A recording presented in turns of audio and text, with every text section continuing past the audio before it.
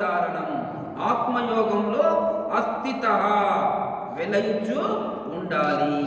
అంటే ఆ విధంగా మనం ఏం చేయాలి? ఈ యొక్క ఇంద్రియాలన్నింటినీ కూడా మూసివేసి మనసును హృదయంలో ఉంచేసి ఎటువంటి చిత్త వ్యాపారం లేకుండా అటువంటి దాన్ని తీసుకొచ్చి భూమధ్యంలో మనసును ఉంచాలి. దీన్ని మనం ఏమంటాము? ధ్యానము అని అంటాం. పతాంజలి ఏమంటాడు? చిత్తవృత్తి నిరోధ యోగ అని అంటాడు. యోగ అంటే ఏమిటి? చిత్తవృత్తిని నిరోధించాడు. యోగ అంటే అర్థం ఏమిటి? కలియడం, ఒకరితో కలవడం. యోగ అంటే ఎవరితో కలవాలి అని అంటే ఈ శరీరంలో ఉన్న ఆత్మ పరమాత్మతో కలియడమే యోగము. కాబట్టి మనకు సైన్స్లో కూడా వస్తుంది. ఇవేంటివి? మన పురుష బీజాలు, స్త్రీ బీజాలు, స్త్రీ పురుష సంయోగ బీజాలు రెండు సంయోగం చెంది ఫలదీకరణ చెంది సంయుక్త బీజం ఏర్పడుతుంది. ఆ సంయుక్త బీజం వృక్షాలైతే విత్తనంగా, జంతువులైతే పిండంగా మారుతుంది. ఈ విషయం మనకు తెలుసు. అయితే ఈ రెండు సంయోగ బీజాలు ఏ విధంగా అయితే సంయోగం చెంది సంయుక్త బీజాన్ని ఏర్పరుస్తాయో అదే విధంగా ఆత్మ అనే సంయోగ బీజము పరమాత్మ అనే సంయోగ బీజంతో సంయోగం చెంది ఏమి ఏర్పరచాడాలి? ఇక్కడ సంయుక్త బీజం ఏమిటిది? మోక్షమే సంయుక్త బీజము. కాబట్టి మనం మోక్షాన్ని పొందాలి అంటే మనం పరమాత్మలో లీనం కావాలి. అదే దీని యొక్క ముఖ్య ఉద్దేశం. కాబట్టి మనం ఎప్పటికీ కూడా ఏ దాంట్లో ఉండాలి? ఆత్మ యోగంలో ఉండాలి. యోగా అని అంటే మనం జనరల్గా చేసేటటువంటి ఆసనాలు అవి కాదు, అవి కేవలం ప్రాథమికమైనవి మాత్రమే. కాబట్టి స్థిర సుఖమాసనం యోగా అంటే, స్థిర సుఖమాసనం అంటే ఈ విధంగా ఏదేని ఒక ఆసనంలో 3 గంటలు కూర్చోగలిగితే నీకు ఆసన సిద్ధి లభించినట్టు. అర్థమైందా? 3 గంటల పాటు ఒకే ఆసనంలో కూర్చొని ధ్యానం చేయగలరు. ఆసనం ఎందుకొరకు అవసరము? ధ్యానం చేయడానికి అవసరం.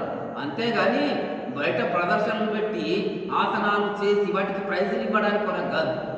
Asanas not exercises. ఆసనాలు కేవలం ధ్యానం కొరకు కూర్చోదగిన ఒక భంగిమ మాత్రమే. అయితే అవన్నీ చెప్తే వీళ్ళు చేస్తలేరని ఆసనాలు చేస్తే ఆరోగ్యం వస్తుంది, అది వస్తుంది, ఇది వస్తుంది అని చెప్పి పబ్లిక్ ఆసనాలు ఏదో రకంగా వాళ్ళని మనం ఇటువైపు మరల్చాలని.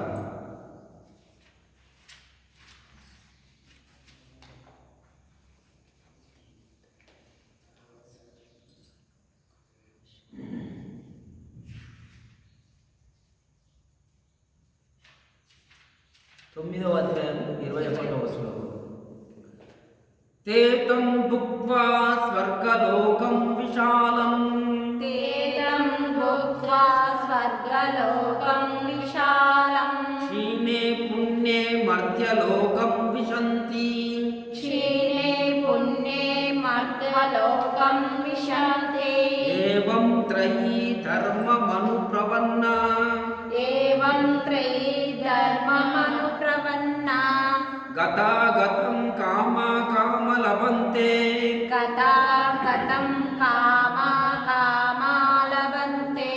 తేతం భుక్త్వా స్వర్గలోకం విశాలం, తేతం భుక్త్వా స్వర్గలోకం విశాలం, క్షీణే పుణ్యే మర్త్యలోకం విశంతి, క్షీణే పుణ్యే మర్త్యలోకం విశంతి.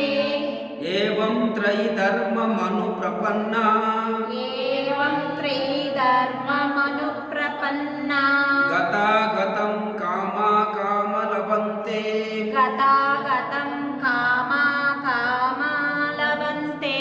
తేతం విశాలం, వారు ఆ విపులమైన స్వర్గలోకంలో భోగించి పుణ్యక్షీణే మర్త్యలోకం విశంతి, పుణ్యక్షయం కాగా మనుష్యలోకంలో ప్రవేశిస్తున్నారు. ఏవం త్రయీ ధర్మం, ఈ విధంగా వేద ధర్మాన్ని అనుప్రపన్న ఆశ్రయించి కామ భోగేచ్ఛ పరులు గత ఆగతం లభంతే, రాకపోకలను పొందుతున్నారు, జనన మరణాలను పొందుతున్నారు. మనుషులు ఏం చేస్తున్నారు? ఈ భూలోకంలో రకరకాల కర్మలు చేస్తున్నారు. వాళ్ళు చేసే కర్మల్ని బట్టి వాళ్ళకి పుణ్యం కానీ పాపం కానీ లభిస్తుంది. కాబట్టి మన వాళ్ళు అంతా కూడా అంటారు, జరగది నిలసం బియ్యమ్మ పుణ్యం వస్తుంది అని అంటుంటారు. నీ మొగునికి పుణ్యం రాని, నీకు పుణ్యం రాని, మంచి మొగుడు దొరుకుతాడు, ఇట్లా రకరకాలుగా ముసలోళ్ళు అంటుంటారు అన్నట్ల. ఈ పుణ్యం అంటే ఏమిటి అని అంటే, మంచి కర్మలు ఒకరికి సహాయం చేస్తే మంచి కర్మలు ఏవైతే ఉంటాయో వాటి వల్ల పుణ్యం లభిస్తుంది అని అంటే, మనం చేసే కర్మల వల్ల అవతలి వాళ్ళు ఏమనుకోవాలి, అయ్యో ఆయన నుంచి నాకు చాలా సహాయం అందింది, నాకు చాలా లాభం చేకూరుతుంది అన్న ఆశీర్వాదం లభిస్తే అది పుణ్యము. వీళ్ళు నాశనం అయిపోయి పనికి మళ్ళీ కొడుకొని తిట్టిండ్రు అనుకోండి, అది మనకు వచ్చేది పాపము. కాబట్టి మనం చేసే కర్మల వల్ల పాప పుణ్యాలు రెండు కూడా మన ఖాతాలో జమ అవుతుంటాయి. మీరు బ్యాంకు లోపల డబ్బులు వేస్తే కేవలం డిపాజిట్ మాత్రమే జమ అవుతుంది, కానీ ఇక్కడ ఇదేమిటి లోన్ కూడా మీకు రుణం కూడా అప్పు కూడా స్టార్ట్ అయి ఉంటుంది. ఇక్కడ ఇవి ఉంటాయి, అక్కడ అది ఉంటుంది. అయితే మనం పాపాలన్నీ కూడా లోన్ కిందికి లెక్క, పుణ్యాలన్నీ కూడా మన డిపాజిట్కి లెక్క. ఆ విధంగా మనం చేసేటటువంటి పాప పుణ్య కర్మల వల్ల ఏమవుతుంది, మానవుడు మరణించిన తర్వాత, మనిషి చనిపోయిన తర్వాత ఏమవుతుంది, ఆత్మ బయటకు వచ్చేస్తుంది. ఈ ఆత్మని యమభటులు ఏం చేస్తారనంటే యాతనా శరీరంలో బంధిస్తారు. యాతనా శరీరంలో బంధించి దాన్ని ఎక్కడ తీసుకెళ్తారు, స్వర్గానికి తీసుకెళ్తారు. స్వర్గానికి తీసుకెళ్ళి అక్కడ నరకానికి తీసుకెళ్ళి అక్కడ ఏం చేస్తారో వానికి కావలసిన అన్ని శిక్షల్ని పెడతారు. ఈ శిక్షలన్నీ అనుభవించిన తర్వాత వాడు మళ్ళీ స్వర్గానికి వస్తాడు. స్వర్గలోకంలో వాడి పుణ్యం ఎన్ని రోజులు ఉంటుందో అన్ని రోజులు అక్కడ ఉండి పుణ్యం క్షీణించగానే మళ్ళీ మానవుడిగా జన్మించాలి. కాబట్టి పాపం పుణ్యం రెండు చేసుకుంటే ఇవి ఉంటాయన్నట. మనకి స్వర్గం ఉంటుంది, నరకం ఉంటుంది, మళ్ళీ మనుష్య జన్మ ఉంటుంది. కాబట్టి ఏమవుతుంది, రాకపోకలు అంటే నరకంకి పోవాలి కొన్ని రోజులు ఉండాలి, స్వర్గంకి పోవాలి కొన్ని రోజులు ఉండాలి, మళ్ళీ భూలోకంకి రావాలి. ఈ రాకపోకలు తప్పవు. ఈ రాకపోకలు ఏమంటాం మనము, జనన మరణాలు. అందుకే మనిషి జనన మరణ చక్రంలో ఇరుకబడి ఉంటాడు. పునరపి జననం పునరపి మరణం, మళ్ళీ పుట్టడం మళ్ళీ చావడం అనేటటువంటిది. ఈ జనన మరణ చక్రాల నుండి విడిపడాలంటే మనకేం కావాలి, మోక్షం కావాలి. మోక్షం ఎప్పుడైతే లభిస్తుందో అప్పుడు మళ్ళీ మనకు జన్మరాహిత్యం ఏర్పడుతుంది. జన్మలు అనేటటువంటివి ఉండవు. మోక్షం లభించిన తర్వాత మనం పరమాత్మగా మారిపోతాం, పరమాత్మ స్థితిలో ఉంటాం. మళ్ళీ జన్మలు ఉండవు, పరమాత్మలోగానే ఉండిపోతాం, అవ్యక్తంగా ఉండిపోతాం. కాబట్టి హిందూ ధర్మం లోపల హిందువులంతా కూడా మోక్షాన్ని కోరుకుంటారు, కానీ ఇంకొకటి కోరుకోరు. చాలామంది మోటోళ్ళు వాళ్ళకి తెలియదు, కానీ మోక్షం అనే పదం వాడుతుంటారు అన్నట్టు. అరే పెళ్లి చేస్తారా, మోక్షం కనుకుండా పోతాం అంటారు అన్నట్టు. మోక్షం అంటే ఏమో తెలియదు వీళ్ళకి, కానీ మరి పెళ్లి చేసుకోమంటారు. పెళ్ళి ఎందుకు చేసుకోవాలి, ధర్మార్థ కామ మోక్షాలు, ఈ నాలుగు కూడా మనకు ఉండేటటువంటి హిందూ ధర్మంలో ఉండేటటువంటి ప్రధానమైనటువంటివి. ధర్మము, అర్థము, కామము, మోక్షము. మనిషి పుట్టినప్పటి నుండి చనిపోయేటంత వరకు ధర్మబద్ధమైన జీవితాన్ని గడపాలి. తర్వాత అర్థము, ఏదైతే మనం జీవనానికి అవసరమైనటువంటి డబ్బులు ఉన్నాయో అవి కూడా ధర్మబద్ధంగా సంపాదించాలి. అంతేగాని ఒకరిని మోసం చేసి కోట్లు సంపాదించాల్సిన అవసరం లేదు. ఎవరిని మోసం చేయకుండా ధర్మబద్ధంగా 100 కోట్లు 1000 కోట్లు కూడా సంపాదించండి, ఎవ్వరు మిమ్మల్ని కాదనరు. ఆ విధంగా కాకుండా ఎప్పుడైతే అన్యాయంగా మనం సంపాదిస్తామో అది అధర్మం అవుతుంది. కాబట్టి ధర్మబద్ధంగా డబ్బు సంపాదన, ధర్మబద్ధంగా మన కోరికల్ని కామాల్ని తీర్చుకోవడం, ఇవి 3 అయిన తర్వాత చివరికి ఉండేటటువంటిది మోక్షము. ఆ విధంగా మనకు మోక్షం అనేటటువంటిది లభిస్తూ ఉంటుంది. అందుకే ఈ మధ్యలో రతన్ టాటా చనిపోయాడు, 5-6 నెలలు.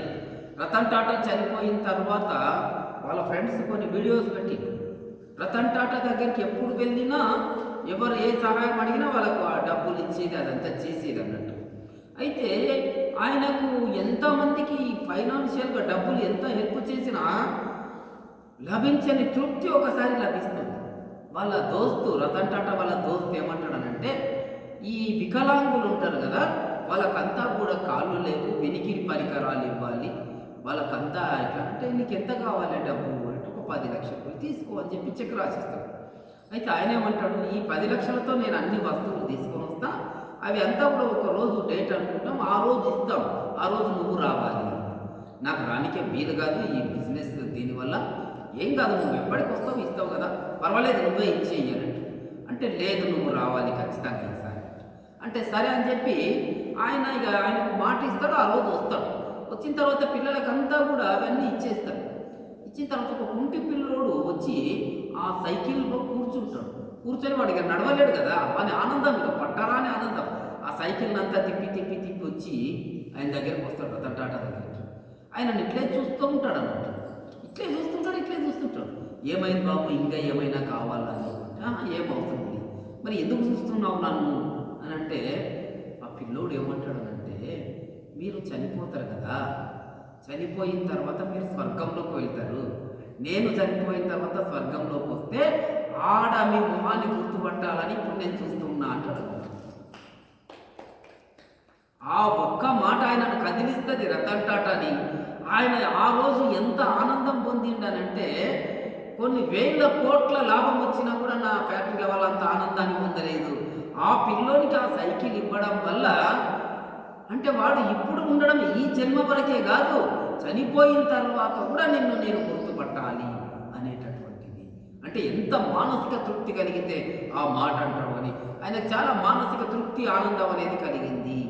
కాబట్టి మన మాటలే అవతల వ్యక్తుల యొక్క మనసును తృప్తిపరుస్తాయి, డబ్బులు కాదు.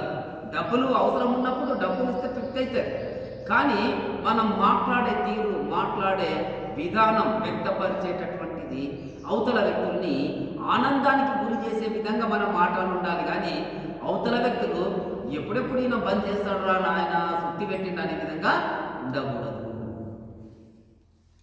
అనన్యాశ్చింతయంతో మాం ఏ జనా పర్యుపాసతే తేషాం నిత్యాభియుక్తానాం యోగక్షేమం వహామ్యహం అనన్యాశ్చింతయంతో మాం ఏ జనా పర్యుపాసతే తేషాం నిత్యాభియుక్తానాం యోగక్షేమం వహామ్యహం అనన్యా మాం చింతయంత, నన్ను ఆత్మభావంతో అనన్య చిత్తంతో భగవంతునిగా భావిస్తూ ఎవరైతే చింతిస్తారో, అనన్య చిత్తం అని అంటే ఈ మనసు అటు ఇటు పోకుండా కేవలం శ్రీకృష్ణుని పైనే పెట్టి ధ్యానించాలి. అది ఏ విధంగా ధ్యానించాలి? శ్రీకృష్ణుణ్ణి భగవంతుడు అనుకోను. అది ఏ రకమైన భగవంతుడు అంటే సర్వాత్మ స్వరూపుడు, ఆత్మభావం. నా ఆత్మలో ఆయననే ఉన్నాడు, అందరి ఆత్మలో కూడా ఆయననే ఉన్నాడన్న భావంతో ఎవరైతే నన్ను చింతిస్తారో, ఏ జన ఉపాసతే, ఏ జనులైతే ఆ విధంగా నన్ను భజిస్తారో, నిత్య అభియుక్తానాం, అటువంటి అనవరతము యోగయుక్తులైన తేషాం, వారి యోగక్షేమం, వారి యొక్క యోగాన్ని, క్షేమాన్ని, తర్వాత వాళ్ళు పొందినటువంటి దాన్ని రక్షించడం అనేటటువంటి విషయానికి నేనే కారణం. ఆంబామి అంటే వాళ్ళు ఏది పొందితే దాన్ని పొందడానికి, ఆ పొందినటువంటి దాన్ని రక్షించడానికి నేనే కారణము. వాళ్ళు ప్రార్థింపకపోయినా వాళ్ళకు మోక్షాన్ని ఇస్తాను అని అంటాడు. మనం ప్రార్థించాల్సిన అవసరం లేదు మోక్షం కావాలని చెప్పి. ఎందుకు అడుగుతాము మనం మోక్షం కావాలని? మొత్తము శ్రీకృష్ణుడు మన యొక్క పరమాత్మ, పరమ స్వరూపము. ఆయన మనకు తండ్రి లాంటి వ్యక్తి కాబట్టి మనకేం కావాలో ఆయనకు తెలుసు. మనకేం కావాలో ఆయనకు తెలుసు. ఎప్పుడైతే మనకేం కావాలో ఆయనకు తెలుసు అనుకున్నప్పుడు మనం దేన్ని గురించి కూడా ప్రార్థించాల్సిన అవసరం లేదు. పిల్లోనికి ఏం అవసరమో తల్లి తెలియదా? తెలుసు కదా. అందుకే హిందూ ధర్మం లోపల నవవిధ భక్తులు ఉన్నాయి, 9 రకాల భక్తులు ఉన్నాయి. శ్రవణం, కీర్తనం, విష్ణు స్మరణం. శ్రవణం, కీర్తనం, విష్ణు స్మరణం, అర్చకం వందనం పాదసేవనం, దాస్యం సఖ్యాం ఆత్మ నివేదనం. దాస్యం సఖ్యాం ఆత్మ నివేదనం. శ్రవణం కీర్తనం విష్ణు స్మరణం.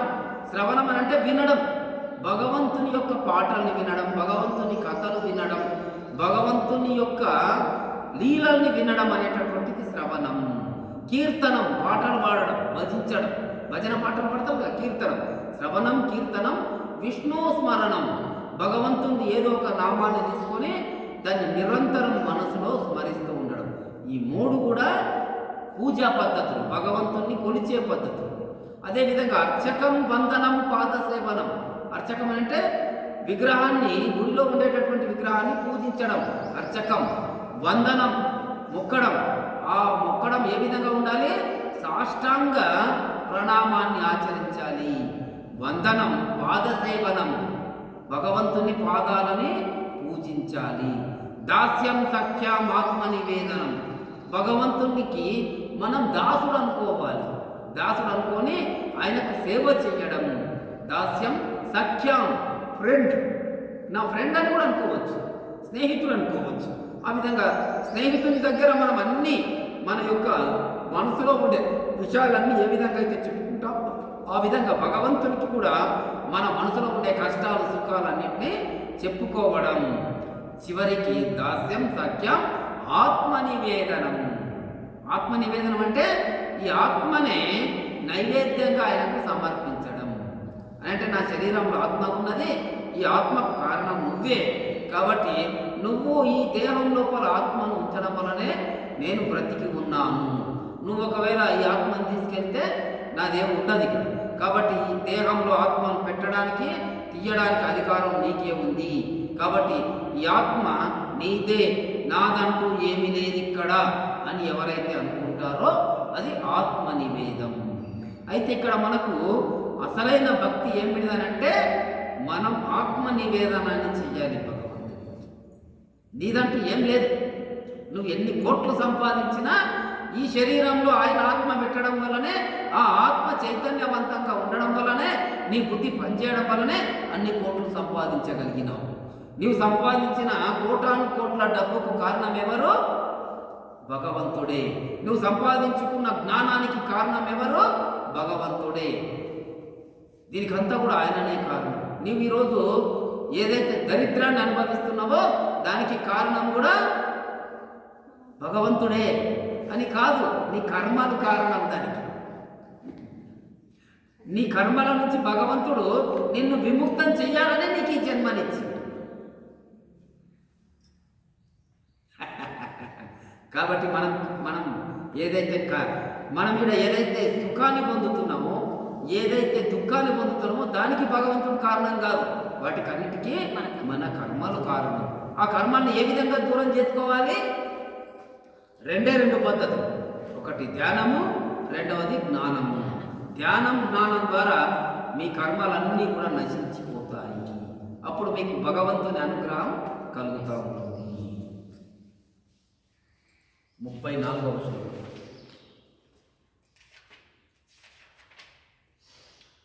మన్మనా భవ మద్భక్తో, మన్మనా భవ మద్భక్తో, మధ్యాజి మాం నమస్కురు, మధ్యాజి మాం నమస్కురు, మామే వైశ్యసి యుక్తైవం, మామే వైశ్యసి యుక్తైవం, ఆత్మానం మత్పరాయణః, ఆత్మానం మత్పరాయణః. మన్మనా భవ మద్భక్తో, మన్మనా భవ మద్భక్తో, మధ్యాజి మాం నమస్కురు, మధ్యాజి మాం నమస్కురు, మామే వైశ్యసి యుక్తైవం, మామే వైశ్యసి ముక్తైవం, ఆత్మానం మత్పరాయణః, ఆత్మానం మత్పరాయణః. మన్మనా మద్భక్త మాధ్యాజి భవ. ఓ అర్జున, మద్గత చిత్తుడు, నా భక్తుడవు, నన్ను పూజించేవాడవు కమ్ము. నీ యొక్క మనస్సు ఇప్పుడు ఏ విధంగా ఉన్నది? వీళ్ళనంతా నేను ఏ విధంగా చంపాలి అనేటటువంటి భయంతో వికలమై ఉన్నది నీ మనస్సు. అటువంటి మనస్సును ఏం చేయి? నా యొక్క ఆలోచనలతో నింపు. మద్గత చిత్తుడవుగా, అంటే నా గురించి ఆలోచిస్తూ నా యొక్క చిత్తాన్ని, నా యొక్క రూపాన్ని, నా యొక్క గుణగణాలని, నా జ్ఞానాన్ని, ఇంతవరకు నీకు భగవద్గీత ఏదైతే చెప్పానో ఈ జ్ఞానాన్ని నీ మనసులో నింపుకో.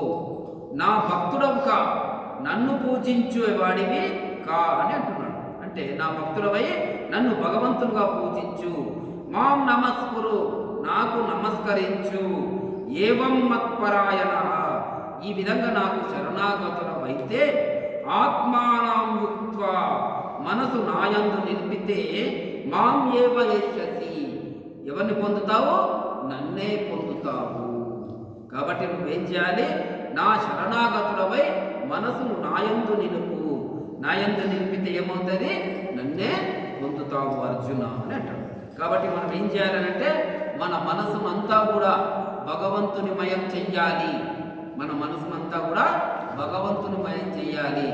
ఎప్పటికీ కూడా నిరంతరం భగవద్ ధ్యానంలో ఉండాలి. లేకపోతే మనం ఏం పని చేసినా కూడా ఆ పనికి కారణం భగవంతుడే అనుకుంటే సరిపోతుంది. అంటే భగవంతుని ధ్యానంలో ఉండాలంటే ఇది ప్రతిరోజు పోయి పూజలు పునస్కారాలు చేసి ధూప దీప నైవేద్యాలు పెట్టడం కాదు. ఏదో మొన్న ఒక సినిమా చూసిన నేను. ఆ సినిమాలో ఏమవుతుంది అంటే ఆనంద భైరవి సినిమా. ఆనంద భైరవి అనే సినిమాలో ఆమె రాజ్యలక్ష్మి అని హాస్య నటి, పాత తరం ఆమె ఆ సినిమాలో హాస్య నటిగా ఉంటుంది. ప్రతిరోజు ఆమెకు భక్తి ఎక్కువ. పొద్దున్నే 4 గంటలకు లేచి స్నానం చేసుకొని పట్టు వస్త్రాలు ధరించి దేవుళ్ళ పూజ చేసుకుంటుంది అన్నట్లు. ఇంటి నిండా పటాలు ఉంటాయి. ఆ పటాలకు అంతా కూడా హారతి ఇస్తుంటుంది. చివరికి ఏమైందంటే హారతి మసి పారి యా పటంలో యా దేవుడు కూడా తెలియదు. అన్ని దేవుళ్ళు. ఈయన హారతి ఇవ్వకపోతే ఆయన కోపం వస్తుంది, ఆయనకి ఇవ్వకపోతే ఈయన కోపం వస్తుంది. భర్తను ఉపవాసం పెట్టి పూజ అయ్యే దగ్గర తినేది లేదని అంటుంటుంది అన్నట్లు. ఆ విధంగా భక్తి అనేది ఆ విధంగా ఉండకూడదు అన్నట్టు. కాబట్టి భక్తి అనేది ఏ విధంగా ఉండాలి? జ్ఞానంతో కూడిన భక్తి ఉండాలి. మూఢ భక్తి కాదు మనకు కావాల్సింది, జ్ఞానంతో కూడినటువంటి భక్తి కావాలి. మనం భగవంతునికి భయపడాల్సిన అవసరం లేదు. ఎందుకు భయపడాల్సిన అవసరం లేదు? భగవంతుడు మనల్ని హితం కోరేటటువంటి వాడు, మన యోగక్షేమాలు కోరేటటువంటి వాడు. అటువంటి భగవంతుడికి మనం ఎందుకు భయపడాలి? తప్పు చేస్తే కదా మనం భయపడేది. ఒకవేళ తప్పు చేసినా స్వామి తెలియక చేశాను అని చెప్పి మనం సర్ది చెప్పుకొని మళ్ళీ రీకనెక్ట్ కావచ్చు అన్నట్టు. భగవంతుడు అంటే ఒక భయంకరమైన రూపంగా మనం చూడాల్సిన అవసరం లేదు. భగవంతుడు మనల్ని అనుగ్రహించేటటువంటి వ్యక్తి. కాబట్టి ఎప్పుడు కూడా ఇది చేయకపోతే అదైతుందేమో, అది చేయకపోతే ఇదైతుందేమో. చాలామంది భయపడుతుంటారు అన్నట్లు. భయపడి భగవంతుని మొక్కుతుంటారు. భయంతో మొక్కకూడదు, భగవంతుణ్ణి ప్రేమతో మొక్కాలి. కాబట్టి భగవంతుని చేరుకోవడానికి మార్గం ప్రేమనే. ఆ ప్రేమ అనేటటువంటి దాన్ని అందరి లోపల ఉండేటటువంటి అన్ని జీవులకు కూడా పంచగలగాలి. అన్ని జీవుల్ని ప్రేమించడమే ధర్మము. ప్రతి జీవిని ప్రేమించడమే ధర్మం. ధర్మం అంటే ఏమిటి? సనాతన ధర్మం అంటారు. హిందూ ధర్మం. హిందూ ధర్మం అంటే ప్రతి జీవిని, ప్రతి ఒక్కరిని ప్రేమించడమే హిందూ ధర్మం యొక్క ముఖ్య ఉద్దేశం. భగవద్గీత 10వ శ్లోకం, 8వ అధ్యాయం 10వ శ్లోకం.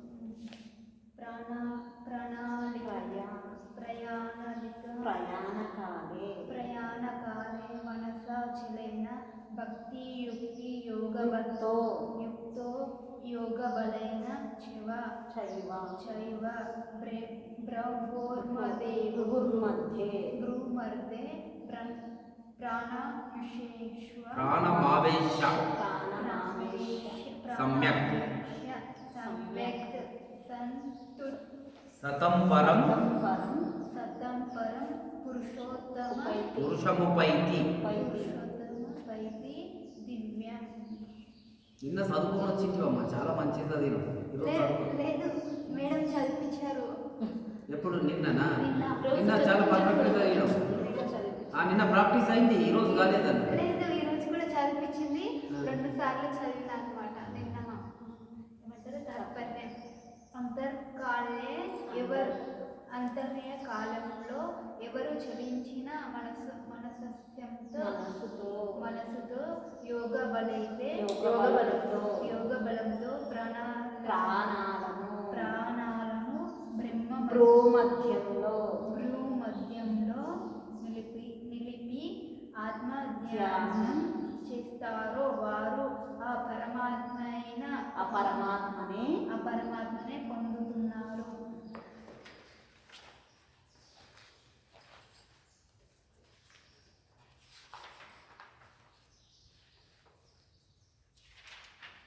భగవద్గీత 8వ అధ్యాయం 12వ శ్లోకం.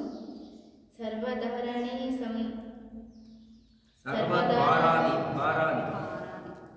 సర్వద్వారాణి సంయమ్య మలం నిరుధ్య చ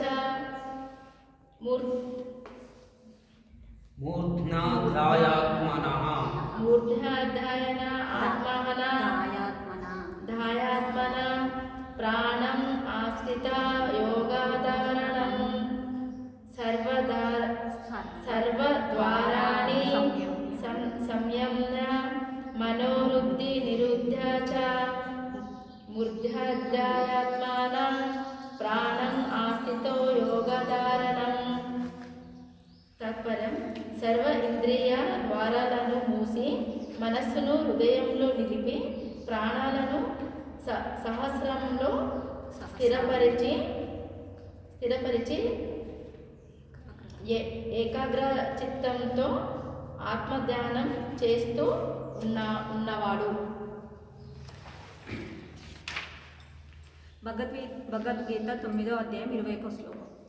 తేతాం భుక్త్వా సర్వలోకాం విశాలం క్షీణే పుణ్యే మర్త్యలోకాం విశంతి ఏవం త్రయీ ధర్మం ప్రపన్నా గతాగతం కామకామాలభంతే. మరి ఒకసారి శ్లోకం. తేతం భుక్త్వా స్వర్గలోకం విశాలం క్షీణే పుణ్యే మర్త్యలోకం విశంతి ఏవం త్రయీ ధర్మమను ప్రపన్నా గతాగతం కామకామాలభంతే. తాత్పర్యం: చనిపోయిన వారు విశాలమైన స్వర్గలోకంలో పుణ్యం క్షీణించిపోయేదాకా అనుభవించి తర్వాత భూలోకంలో జన్మిస్తారు. 3 వేదాలలోని ధర్మాలను అనుష్ఠించే కామాభిలాషులు జనన మరణాలు అనే రాకడా పోకడలను పొందుతున్నారు. భగవద్గీత 9వ అధ్యాయం 22వ శ్లోకం. అనన్యా చింతయంతో మాం ఏ జనః పర్యుపాసతే తేషాం నిత్యవియుక్తానాం యోగక్షేమం వహామ్యహం. మరి ఒకసారి శ్లోకం. అనన్యా చింతయంతో మాం ఏ జనాః పర్యుపాసతే తేషాం నిత్యవియుక్తానాం యోగక్షేమం వహామ్యహం. తాత్పర్యం: వేరే ఆలోచనలు లేకుండా నిత్యము తనను తానే నమ్ముకొని తన స్వీయ ఆత్మధ్యానంలోనే ఉంటూ తనను తాను సేవించే వారి యోగక్షేమాలను నేనే చూసుకుంటాను. భగవద్గీత 9వ అధ్యాయం 34వ శ్లోకం. మన్మనా భవ మద్భోక్తో మధ్యాజి మాం నమస్కురు మామే వైశ్యసి యుక్త్వైవం ఆత్మానం మత్పరాయణః. మరి ఒకసారి శ్లోకం. మన్మనా భవ మద్భక్తో మధ్యాజి మాం నమస్కురు మామే వైశ్యసి యుక్తైవం ఆత్మానం మత్పరాయణః. భగవాన్ పూజ ఆత్మవాచ. నా యందు మనసు నిలిపి నా భక్తుడవై నన్నే సేవించు. నన్నే నమ్మి నాకే నమస్కరిస్తూ నా యందే దృష్టి నిలిపితే నన్ను పొంది తీరుతావు. సరే అండి.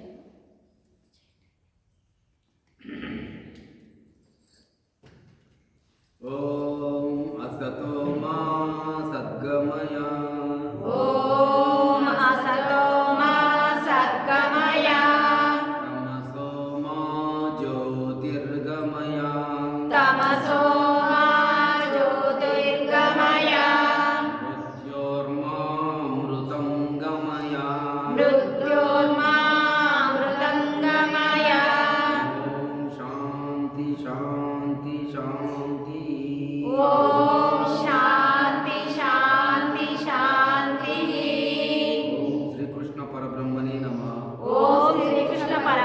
ఓం శ్రీకృష్ణ పరబ్రహ్మణే నమః. ఓం శ్రీకృష్ణ పరబ్రహ్మణే నమః.